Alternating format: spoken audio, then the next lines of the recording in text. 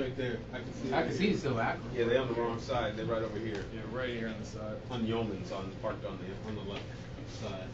The one come out of the corner. They're going to.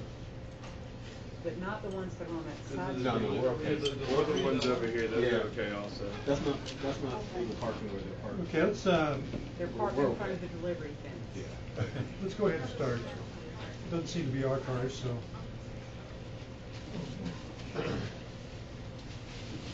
Jay, can you talk to me? Oh, man.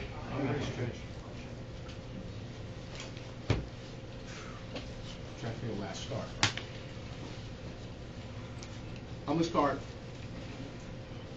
with the email on RFP, and then I'll progress and get my thoughts together. I put out a. You want to shut the door? I put out a. No, this is not an executive session. Oh, okay. It's an open. I got you. I put out a statement last year in reference to an RFP with regards to an audit process. I put it out because I got information in reference to we're using the same auditors that the Live Oak Library uses. The Live Oak Library uses. Mm-hmm. And so because of that, and then I understood what went on with the library, the Live Oak Library, I felt it was necessary to ask the question about auditing processes. What was told to me, hey, this is how we do things. We traditionally don't do it within a 5-year time period or whatever the case may be. But next year, we can make a recommendation to do an audit process, but we need 6 months to do it. Then I'm giving the email stating that we're content with the audit process or whatever the case may be.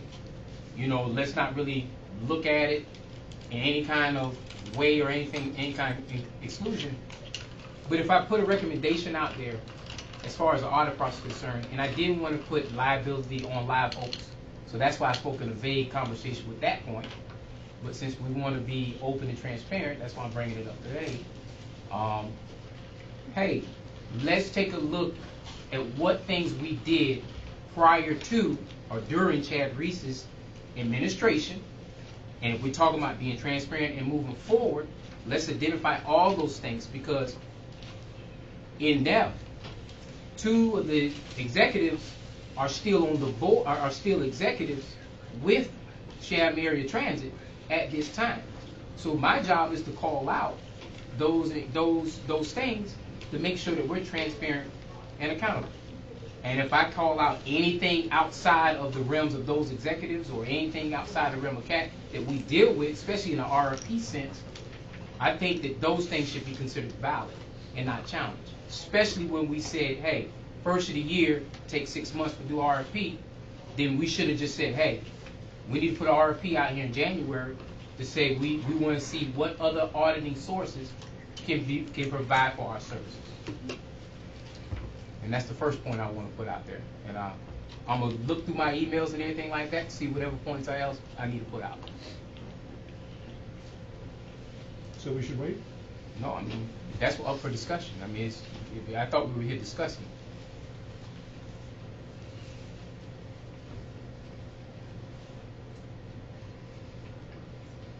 We finish chewing. Take your time. Yes, you did raise the question of the audit last year. And I know that both Terry and Curtis responded to that. And if I remember the conversation with the county, his audits split their audit out for RFP every 5 years. Correct. And typically, they haven't changed the audit forever. And there was some concerns about where we were with the, I guess, the Chad Reese portion of it. And I think the proposal was you wanted to put the audit out for 2019? No. Right. The conversations that we had back when the email was first sent 5 or 6 months ago were talking about the risk of changing auditors and how it can be considered a red flag or a perception of disagreement.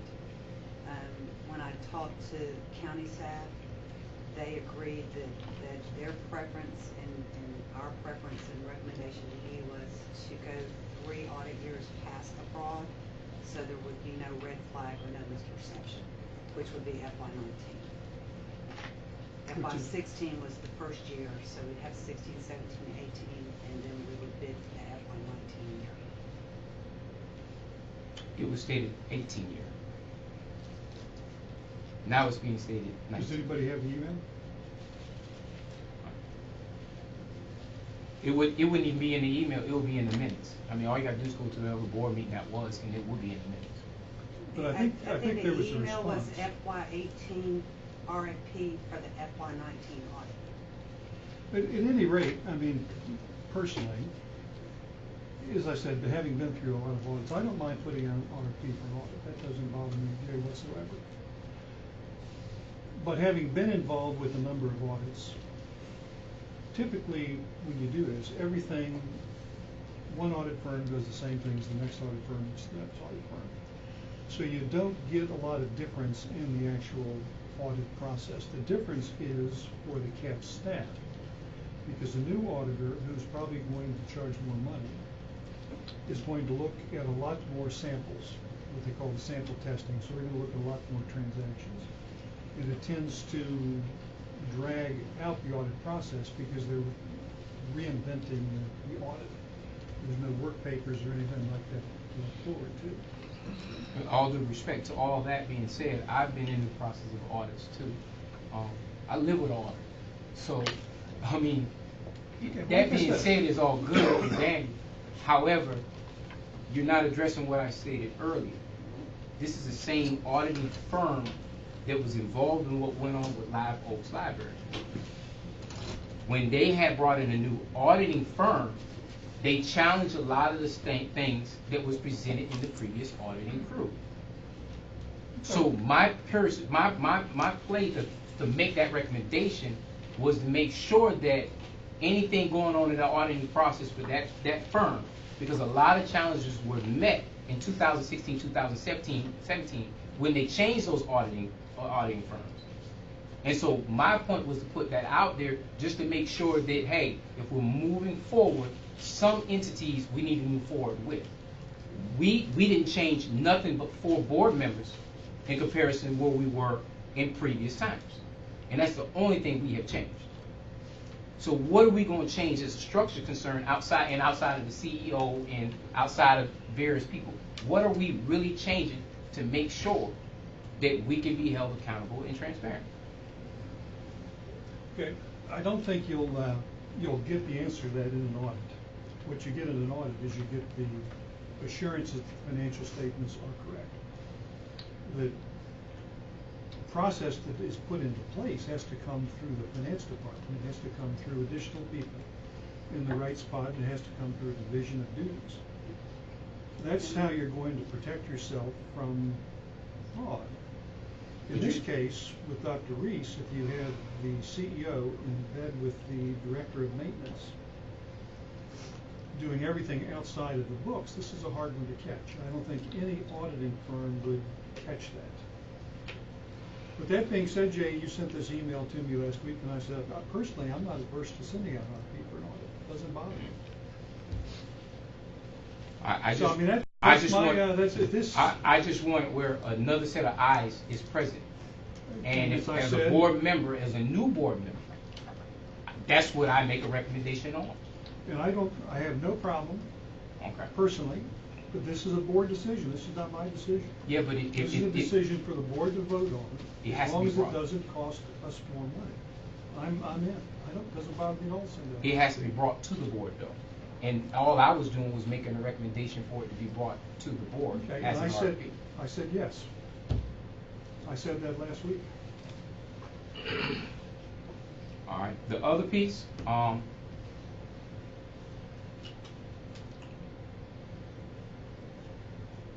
there are accusations made as far as members of the board having access to employees. And that was the last email I put out as far as that was concerned. My issue and my problem is, and you can just look at the language and how it's always transposed, certain people have a leg up on certain conversations. Certain people to include those conversations I put out there. Okay, so let's drop. And that certain. Let's drop to certain people. I'm about to right now. You've already alluded to certain people, and those are the members who already pre-existed to this board during the previous administration, to include Pete, Frank. Durst came in late, yourself, and Broker. But what have we? Well, give us some examples. Okay. This is. For example, the email I put out there in reference to the transportation that Bill said that he got, that he sent to Estella, and it had clear information that was not transparent and shared with all board members. Now, yeah, Bill was right when he said he's trying to defend or trying to make sure he clarified what went on with Estella. But at the same time, those questions always come back to us too as commissioners.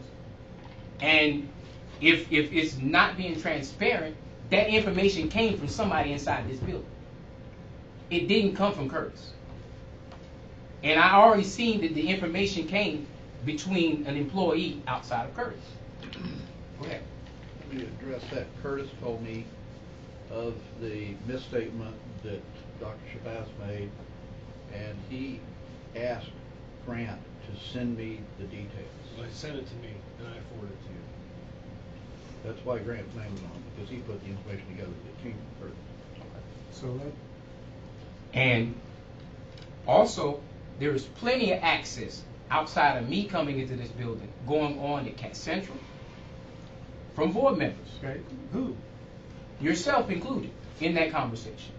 I know that you spend a lot of time over in that building. And a lot of that time, Curtis is not in that building. And I know for a fact Curtis isn't in the building a lot of time. I'm not Because, sure. well, I mean, a lot is. This is only accusation because you know what? I don't have access to Cat Central. Because if I go to Cat Central, it's always brought up that I'm trying to snoop and do something crazy.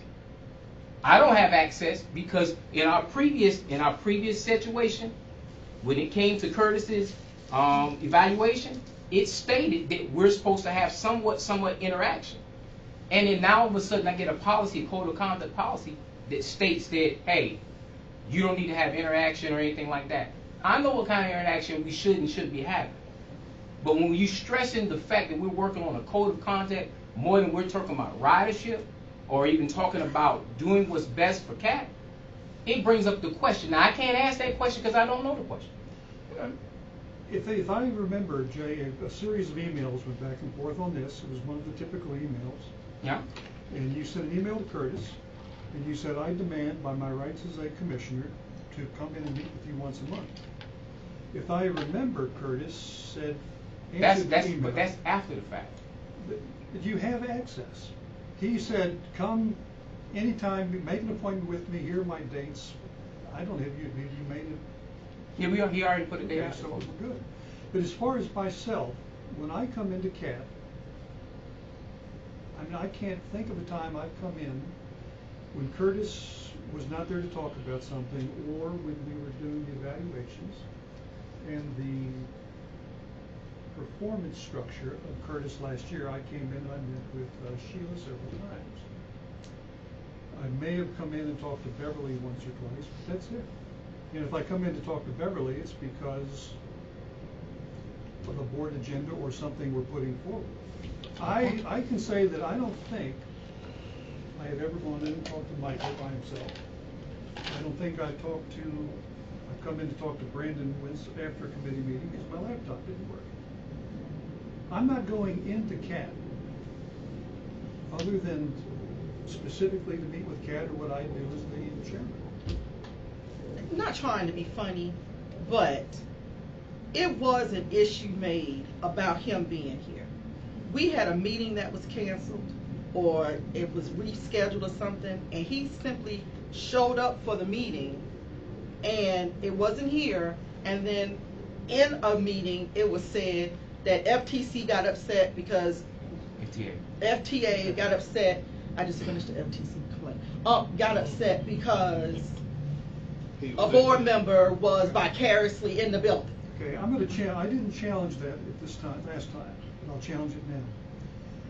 That was not the day the meeting was canceled. That was on a Thursday, not a Tuesday, because it was the exact same day that the FTA talked to me. So it was not the same time, and Jay, what drives this particular question is that all of us that sit on this side of the board have seen you with closed doors in the building with Shalonda or Valerie. This is inappropriate. You're coming into a meeting and you're going behind a closed door and you're talking to Curtis's staff. And that is what drove the issue with the FTA, and that is one of the... But FTA doesn't know that I'm back there, so in order for that to be said, that means someone said that. Because if you know this, Shalonda's son was in my mentoring program at one point in time, and I know Miss Valerie from church. So in those closed doors, if need be, if I have a conversation with them, I'll bring them out here, because if you're going to make speculation that I'm talking on behalf of Cat, then that's an improper thought process. Perception Nobody is reality. but see, the thing is, everybody questions my perception, but you don't want nobody to question the administration or those people who were predating question.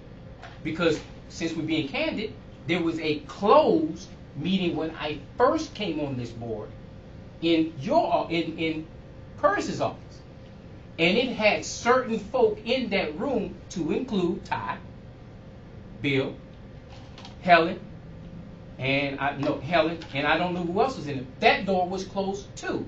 It was pre a meeting, and in that meeting, as I stood outside that door, are you going to talk to the other commissioners, Helen? I was standing outside the door. Why did she have to talk to me if I could have been brought in that room? My name was mentioned because the glass over there ain't that thick. And I know for a fact my name was mentioned. So don't come to me talk about closed doors, because that was closed doors of board members and the attorney. And I don't know what y'all were talking about, but I heard you state, Helen, could you talk to James and the other James? And I was sitting right there watching and listening to the whole meeting. So talk about transparency. Talk to me. All right, let's talk about it. Don't let me bring up one answer point this without the other, brother. Number one is I was not the chair of that board at that time. I was just a board member. And if you remember, after I became chairman, you raised this question to me, and I don't think there has been a private meeting in that office since. I have made a special effort to make sure that there are no special meetings after this board meeting behind that door in that office in reference to you. So Jay, I have made a lot of effort to address these transparency items that you keep bringing up and this double standard of board members that doesn't seem to get me anywhere. Let me ask a question. And Tyler, you probably can answer this, or either Maybe not. John, yeah. One of you all may need to ask this, all right? Okay. Here's my question.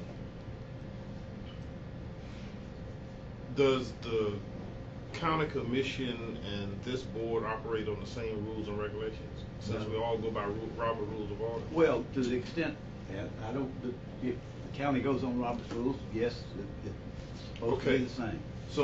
So why is it that we can have access? Like, for instance, if I got a question about a situation and I know this is proper protocol, I'll call Lee and Lee will tell me, okay, go see so-and-so, or go see so-and-so, all right? So why is it any different over here if we call Curtis with an issue and he says, okay, that's dealing with, go see Sheila?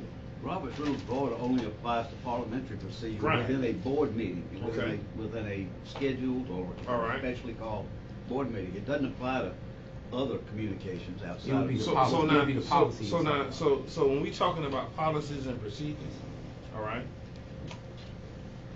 just because Howard is the chairman shouldn't give him access to other members other than Curtis on the staff than to do any other board member around here. All the chairman is the facilitator, but equally all of us have the same power and authority. So if we want to know something about an issue that deals with CAT, any one of us can go to Curtis and says, I've got a issue with route scheduling and so forth, and he said go to Grant. That should be proper. So therefore, I'm dealing with Grant notes, right? Am I correct? As long as you go through. Right. Like for instance, CEO when first. the Cloverdale issue came up, and I went there, I said, listen, I need you all to brief me on what's going on with this Cloverdale issue so I can go to them. So he gave me to Mike and to Grant. So Curtis didn't need to be in the building for me to meet with Mike and Grant. So why does the same thing apply I think here? the proposed policy says something about, unless consented to by the CEO in Right, advance. but I knew you were meeting with Mike Grant, Right. and I set it up. Right. Okay. So I think you're referring to other meetings that happened without my knowledge. That's two different things. See, now that means that you're telling me about meetings I don't know about. Right. And I need to And know what meetings, the what meetings not your knowledge. That's the transparency that Jay is talking about. Let me tell you, this is what it looked like. We came on the board. Right. Y'all talked about staff really liked Chad, and there was too much communication and too much interaction and feelings or whatever between staff and Chad. And then you pointed out a couple of things. Jay was talking to this person or doing whatever, and then it seems like you came out with this policy specifically to curtail whatever behavior perception deemed we were conducting, without putting anything there to say, okay, we have an existing policy that needs to be beefed up, or you send this out on Tuesday, and then, no, I guess everybody didn't respond. Or I thought we would discuss it in the meeting. We're sitting there, we're talking about it.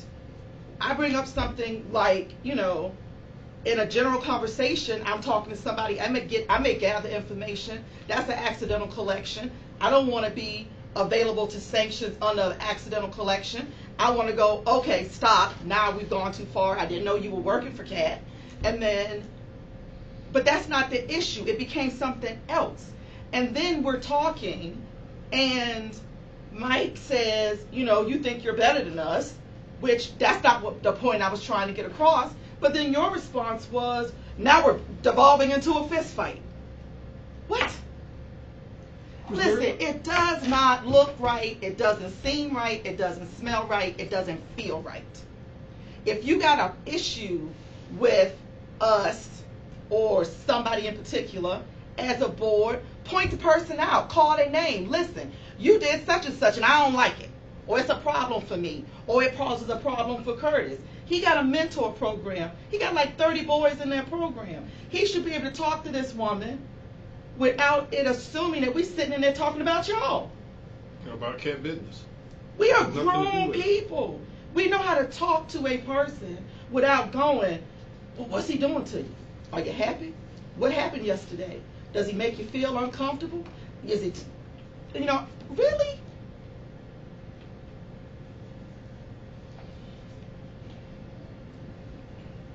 And let me just say, you ready? You good, bro? Okay. Let me just say, here's what my problems are. Right. We were given a code of conduct at a short period of time to throw up and throw in. Right? And it was stated, it wasn't my perception, it was stated we needed to do this Monday before the FTA get here. Which I find not to be the case. So now I'm operating on what I thought, because I had to leave. And let me tell you this, if an emergency come up in my congregation, I don't care whether I'm in commission or I could be in the White House talking to the president. I'm going to where the emergency is. And you have to know that about me. All right? So, we come back. We established that we're going to have a meeting at 10 o'clock. Because of my schedule, I don't read the email till the day I'm supposed to come here. I get here at 10, you done had it at 9:30. You shall not change those meetings because we agreed as a board. See, Curtis is not your employee. Curtis is the board's employee. Curtis needs to know that. He works for this board, all 9 of us, I don't care how many different personalities it's got. I got 278 different personalities I have to deal with the church. So now, having said that, we come, the meeting's at 9:30, everybody's gone, and we just showing up because the meeting was supposed to be scheduled at 10. I had a problem with that. My second problem is when we were at the last special call meeting and sitting in the same chair Curtis, I said this to everybody who stayed there. My problem was with what we did. The problem I had was we came in and we established that we were going round table. Everybody was going to get a chance to say round table. And then we cut it off. Based upon Robert's Rules of Order, we needed a 2/3 majority vote to cut it off. That didn't happen. But we cut it off and took a vote. And if you look at the tape, and I know I got good memory. I ain't seen Al yet. I ain't sometimers yet. I got good memories. 2 members sitting in here did not vote at all. But it was put in the paper, and you specifically spelled out my name, that I was opposed to it. I was opposed to it because of how we did. Now, the first thing is, that code of conduct that you said is in place is not in place because, number one, you didn't follow Robert's Rules of Order. That was out of order. Number two, you didn't get the votes you said you got. You did not get them. Number three, we didn't have to give that. And my question is, did we give those people from FTA, the old code of conduct 2.2 that I told you about? Did we give that to them and then they said we needed to change? Or did we just give them the new one? See, and now based upon what you said to me, Ty, in our conversation, because you called me, nobody else called me, you called me. And I said to you, why do we need to change? And you said it's the chairman's prerogative, it's the chairman's desire to change. Isn't that what you told me? No, I didn't use the word prerogative. All right, what? Desire. I said he thinks that this is the better. This is the better. This is desire. All right, I'll take prerogative back and give you desire. And I'm saying, no, Brother Chairman, it ought to be all our desire if we want to change. Those folks didn't say nothing was wrong with the old one. Then turn around. I don't know if they did or not. Me either. Then we turn around and we get an email that says you had Terry to call the connection. I didn't have. I'm not talking about you. I'm talking. You know what I'm talking. See, and I'm saying no. Terry shouldn't be calling nobody. You shouldn't be directing Terry to call nobody. Did they ask you? I directed Terry to based call? on a request from the county manager who wanted to meet with FTA. Right, from the county manager. He requested me, and that I we call. directed Terry. Because of what we took over there. Because of what? What we took over there. I'm just telling you what it was about. See, because I don't hide from nobody. I don't. Jay had someone. And John will tell you. We went to him to find out. Listen, this thing can't be thrown in here like it's supposed to. But Chairman, you cannot act. You cannot operate as this as if your board. This board belongs to CAT. This is an appointed board. And to put in there that you're gonna sanction, you're gonna dismiss, you're gonna suspend, all that kind of stuff. You cannot do that because you didn't appoint nobody to this board. Nor did this board appoint anybody to it. You have to go back to who did it in order to do anything that you want to do. So I'm saying to you all now, as I said before I left, I will not sign that document because of what was done and how it was done. It was not done proper. It was not done decent, and it was not done in order. Therefore, it should not be something that we are legal and binding to. I inquired as to what the vote had been, and the person who was recording the votes recorded it as 6-3. And there was no 2/3. 6-3 vote. That's the way it was reported to me. Who didn't vote? Frank didn't vote because he was sitting right there next to me, and I'm looking right at him. Me and Frank talked about it on the way out going out the door. Pete didn't vote either. Pete didn't raise Frank his said, hand now, what in the world we just did? What was all that about? He didn't vote. Pete didn't vote because he didn't raise his hand until after the fact. And Pete raised his hand to say, let me say Well, this. I had it up. It doesn't matter, So Pete. may I need to It's point out during the one time we're thing, supposed to if vote. I may. The chair calls for the ayes and the nays, and hand raising may have had nothing to do with it, but there were ayes and there were nays. There And that's was what no- the chair called for.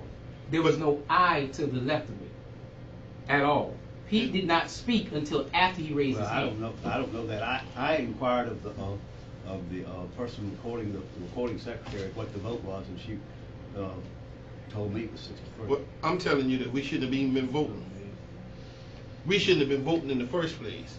And then my other question is, we done paid all this money for this software right here, where there wouldn't have been no question about who voted for who if we had put this thing in place. Everybody got one of these. All we had to do is plug it into the system. We didn't do that. And you cannot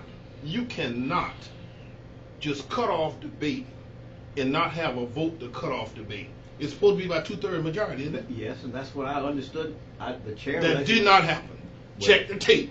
Well, I've watched the tape And, twice. and you've seen it did not happen.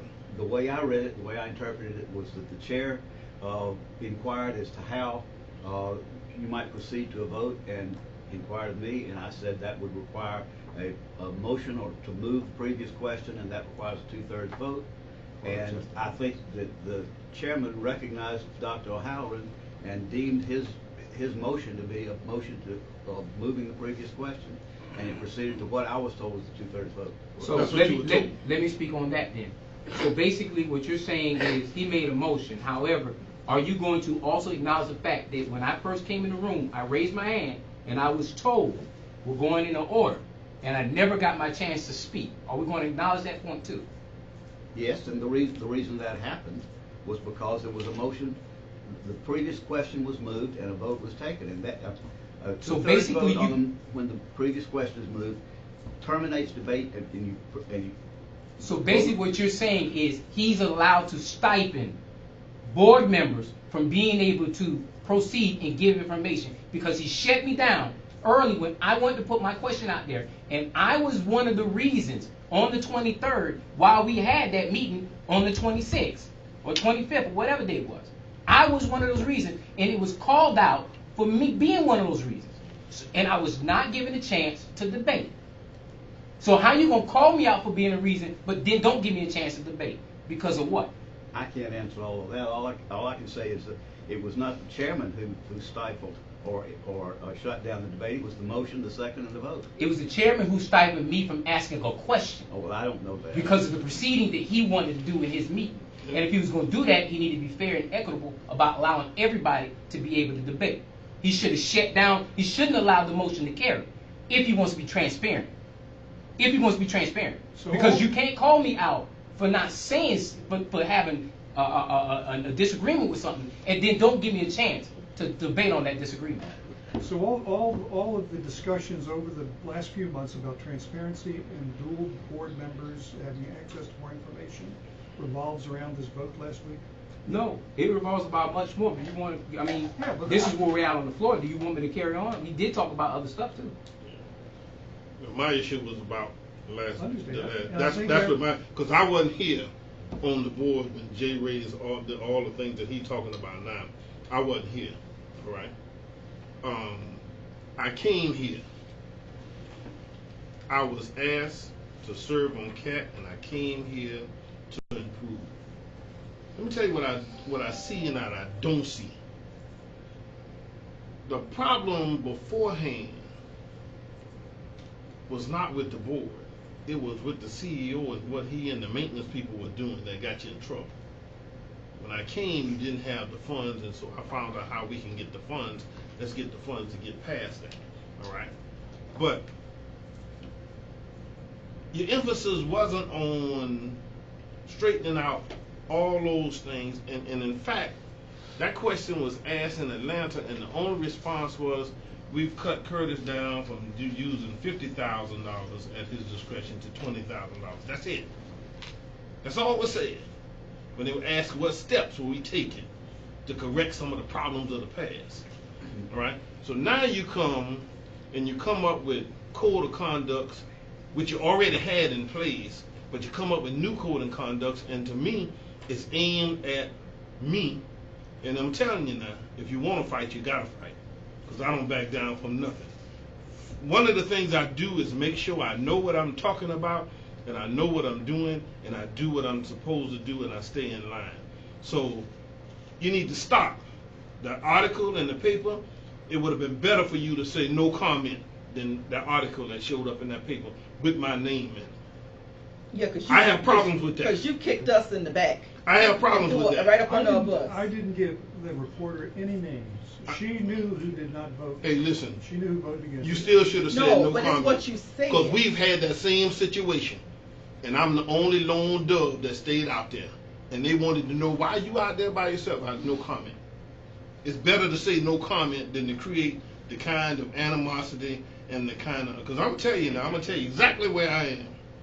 You have no confidence with me. If I had to vote right now, I'd vote no confidence, because I don't vote for people who don't know what they're doing in leadership. You can't lead me wrong when I know the right way. To say that we voted to cut off debate is wrong. Yes, there was a motion. Yes, there was a second. There was no new 2/3 vote. But we proceeded on. When we voted, there were 3 of us who actually voted against it and 2 of us who didn't vote at all. That's 5. So you couldn't have a majority. Those are the facts. I'm not aware that 2 didn't vote, but I will say that the proper procedure, if you disagreed with the chair's calling the matter of the motion as having passed, the proper procedure is to appeal the decision. Anybody can, even out of order, can raise I appeal the decision of the chair. I didn't do that. He I don't didn't. know. I'm telling you. I didn't do that. Check the tape. I didn't do that. Check the tape. I don't know. Y'all talk about the tape, all the email and the stuff about the tape. Check the tape. I didn't do that. Check the tape. He was I'm opposed, asking. and he I didn't left do that. because he was not given his opportunity to I did not appeal. speak. And we all knew that. Everybody and sitting not here only knew did I that. appeal, the very next day I sent the email giving reference to why I appealed. And I still say, why do we need to change a code of conduct if the folks who are in charge of us didn't require us to do it? And based upon your conversation, it was the desire of the chair, but it wasn't the desire of the Master board. section, can you talk to that? It was the desire of the chair. I think that Ms. I Harrison think might be that, able to address that. And I think that Ms. Harrison might want to. I also would like to add, Ms. Harrison created generated a report on all the things that were changed after the problems with Dr. Reese and Mr. Morris, and that report was given to the FDA about all the things that had been changed with regard to financial procedures, and I'm sure she can get you a copy of that. Well, I think she also, did you also prepare it for the new board members at the orientation, but you never got to it? Yes, sir. Still, even if she did prepare all those reports and things, when the question was asked, when we waste our time and money going up there to meet with that delegation last Tuesday, whenever we went, that was a waste of time and money. They didn't have time to meet and talk with us except to run in and run out through different. We could have did the same thing like the chamber did here, like the commission did here, like the city did here. When they were here, we could have done that. Now we paid everybody's per diem and paid travel for folks to go up there to eat chicken and biscuits and run out and run in because they were busy. That was a waste of time and money. And I'm still saying the same thing. That code of conduct is not in place because what we did was improper and out of order based upon Robert's Rules of Order. Now, anybody else can fix it up any kind of way they want to, but the main fact is it was out of order. And if it's out of order, it ain't worth the paper it's written on. That shouldn't have been given to those folk if you didn't give them the first one. Let them have something to compare with.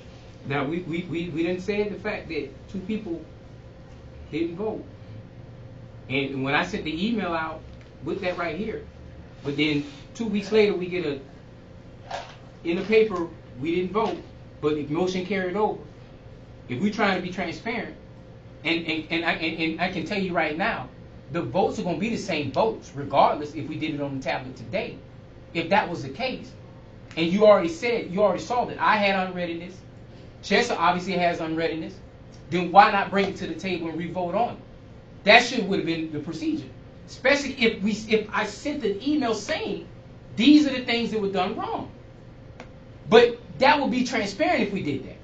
No, the first thing I get in the newspaper is Commissioner Chester Ellis, Jay Jones, and Tabitha Odell would be admittedly against the vote. Against the code of conduct that would prevent conflicts of interest. Now, if we talk about transparency, that's and you already know you got the vote 6-3, why we didn't wait to come and put it on the tablet? I mean, that's that easy. When she called and asked. And then the whole implication is that she called the same day. She called 2 weeks ago. The whole implication I thought this was done. I was quite surprised to see that in the paper yesterday. Day before. Terry, we did have something we asked Terry a second ago, which is important, about the master agreement requiring the code of conduct. Right. So there is a master agreement that the FTA gives as the required guide for all transit agencies. Hold your point. I'm not trying to be disrespectful. I understand that exists. We're going back to the point of why did we do a code of conduct? But we keep forgetting this piece right here. If that exists to be transparent, why can't it come out to us as board members?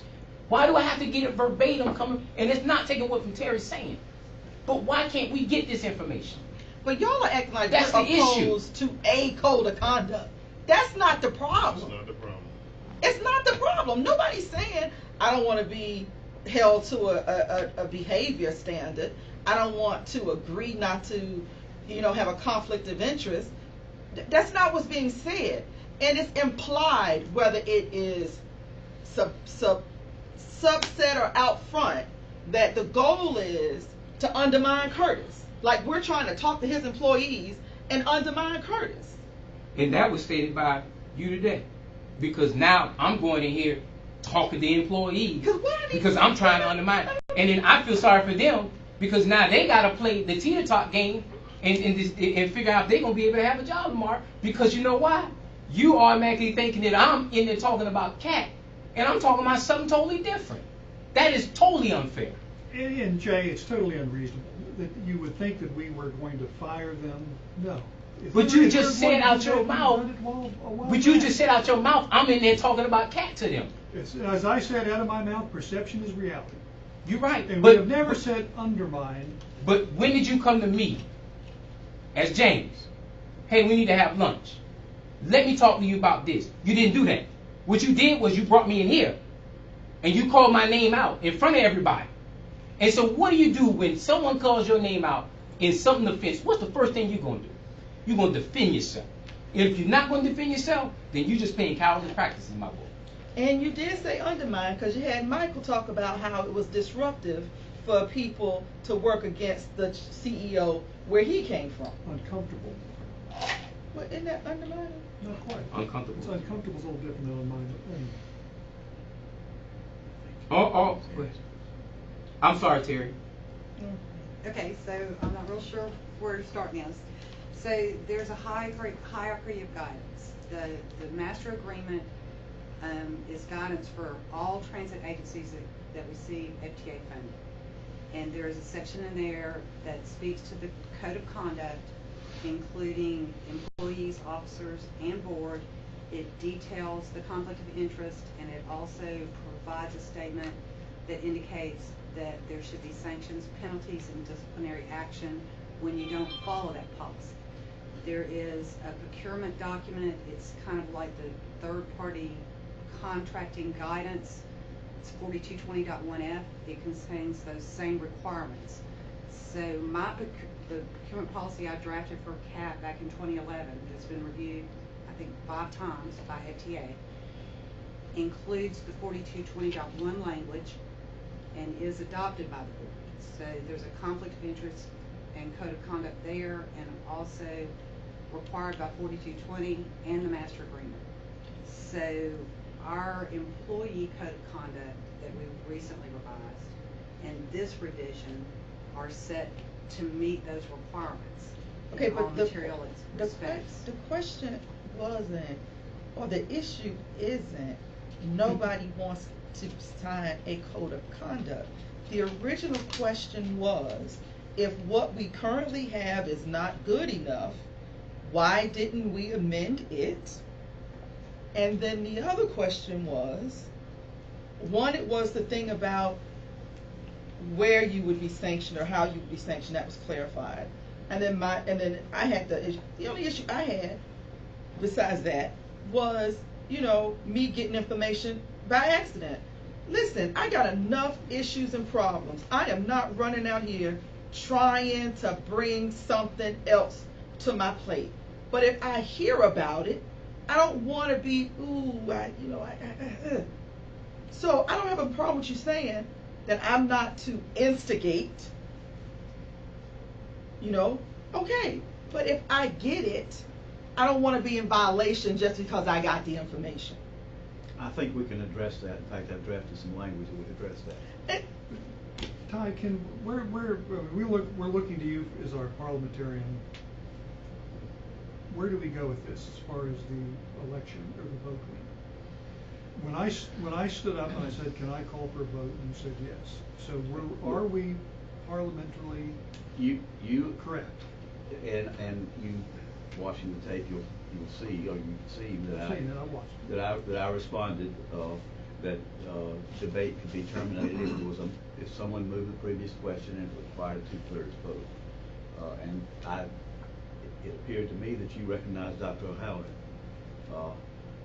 on that to move the previous question, and the vote was taken, and it appeared to be 6-3. You did not ask for a raising of hands. We're not on the tablets. You didn't ask for hands. You asked all in favor aye, all opposed nay, and listening to the tape, I heard no nays at all, not even from the three who obviously were opposed. But well, we were sitting here pissed off. They raised their hands. But anyway, I just need to mention there were no nays that I could hear on the tape. And I inquired what was the vote of the person, what's her name, Karen, who was taking the vote. Yes. And Beverly was in here too, I believe. And I said, what was the vote? And I don't see any harm in asking the two people who they say didn't vote, did they vote? And how did they vote? Okay, Pete, did you vote and how did you vote? Well, let me ask you, can I talk? Well, this is just a suggestion that we ask our attorney to put, the questions, there. People can have put it the way a meeting goes and all of that, and then address what each person said and what their concerns are, and so that we don't have that again. Well, I think that's what the chairman was doing, Pete. I think he was trying to get everybody to air out what their concerns were and get specifics. You mean at the last meeting? No, right now. Oh, just now? Okay. I'm gonna walk out again, man. No. If we go play that game, I'm gonna walk out again. Seriously. Because everybody did not get a fair and equitable chance to give that conversation.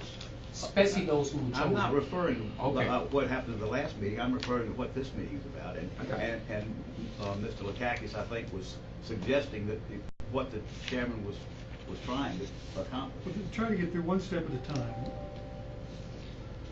Is it okay to ask the two people in question how they voted? You can ask them, but it's not going to change the vote.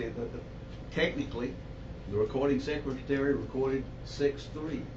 I don't think the vote can be changed now. You can always vote, take a motion at some point, at any point, to repeal what was passed or what was recorded as passed. So, Pete, how did you vote?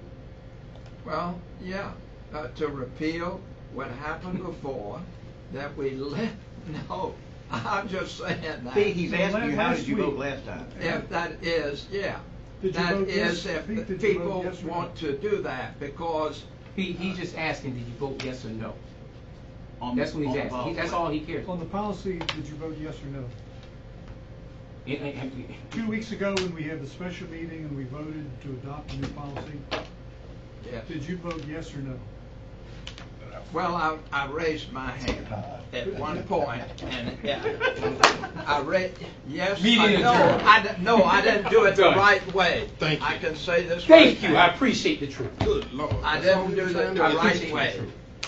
And all I'm saying right now is that to just think about this, let him put the thing in there to give to everybody, and then we want the ones that are really, what they're saying, what Ellis is saying, what Tabitha's saying, and what Jay is saying, and the things about it is let's try to come together, do the right thing from now on, and to help one another so that we can move on and, continue and give good service to our people that are, that we are responsible to, who are the riders, as we know, and that's what it's all put out. And transportation is very important. So that's what I'm suggesting, so that we can do the right things, help one another, and move on in the future so something like this does not happen again. Okay. Frank, did you vote yes or did you vote no or did you not vote? I didn't vote. So you were no vote. He didn't vote. No, he would He not said be he no didn't vote, but vote. that doesn't And change. he's not a vote. He's not a vote, he's an abstention, either way, or did not voting would be what would have been recorded. That, at this point, you have what was recorded. I assume that there can be, they can reverse or they can, you, the board, can not approve of minutes that show the vote as being 6-3 if you have two members who say they either didn't vote correctly or they didn't vote at all. I'm not running the meeting. I don't make motions. I don't cast votes. I don't rule from the chair. But I did think that Ms. Harrison did have some information still to give you that was worth hearing. Then what we should do with that, all right, is what Peter's saying, what I said from the previous meeting.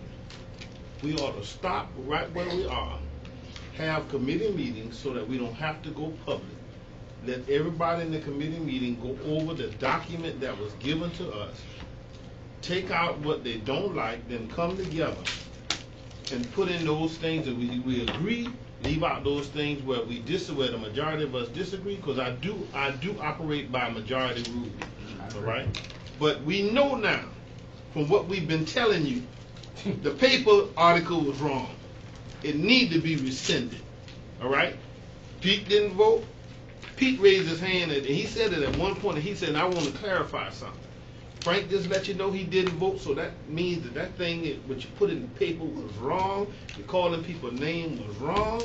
And I'm telling you, the only way to straighten this thing out and go forward is you go back and do it the right way. There's nothing wrong with listen, I'd rather operate by a code of conduct. See, I don't have any problem. The credits will tell you, we went to the convention. The vendor came to me and said, listen here now, let's talk about something. I said, oh no, you need to talk to him. Am I correct? Because I know what I'm doing. I'm not no helter-skelter. I study everything y'all have given me. That's why I knew, well, why is it that this code of conduct wasn't presented and let them tell us, no, this wasn't good enough? Why does the chairman decide his own desire? I understand she has some more information. And on that very point is what I'm talking about. Yeah. And perhaps, Terry, you can tell us all what transpired that caused you to think that the FDA had some concern or interest in the code of conduct. I think we've been through this many times, and there's no sense in going through it again. Okay. I agree.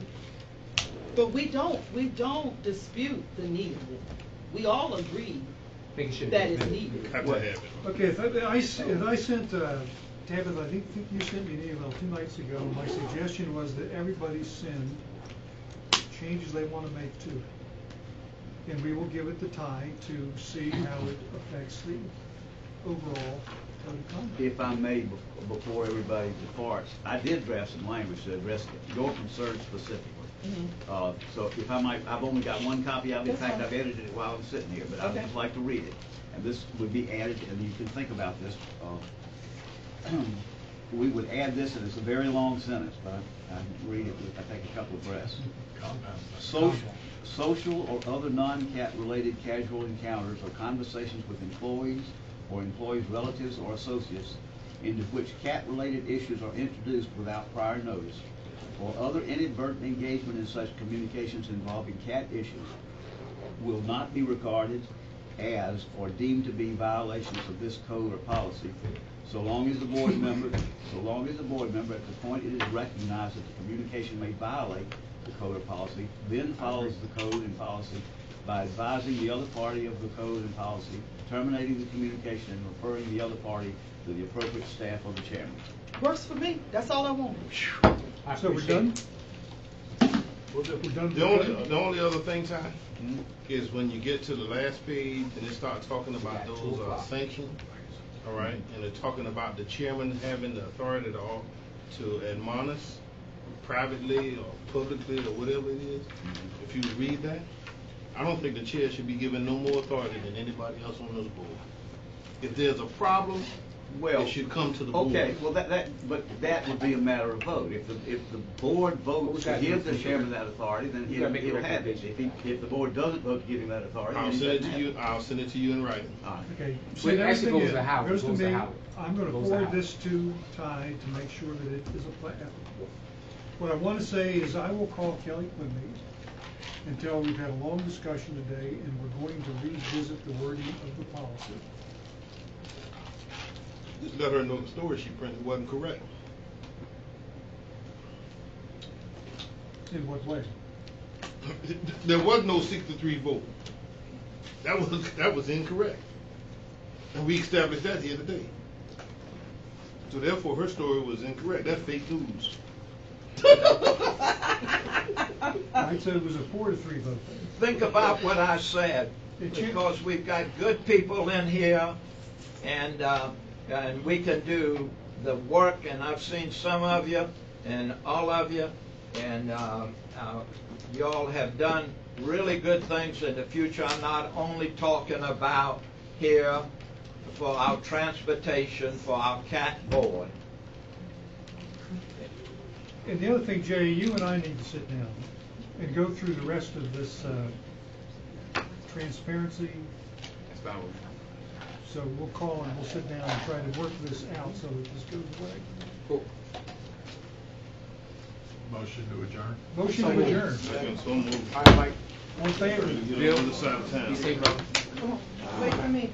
Ty? Yeah. Have a good day. Y'all ready, bro? I ain't forget you. All right? It's called growing pains. Okay. We'll be fine. Oh, yeah. It was a good point. All right. See you later. I gotta come. All right, then. You ain't agree, right? Yeah.